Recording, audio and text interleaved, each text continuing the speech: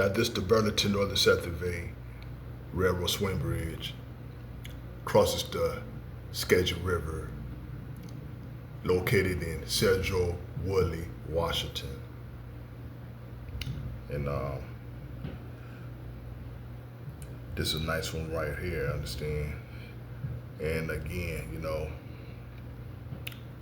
the state of Washington has a lot of drawbridges too. I mean, some have been replaced, some have been abandoned, and some have been removed and not replaced.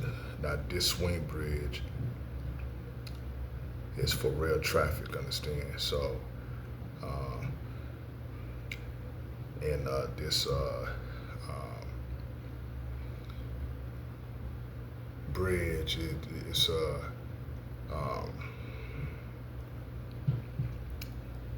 you got, I believe that there is a rim bearing swing bridge, and so it's located in Sedro, Wooley, Washington, over the Sedro River.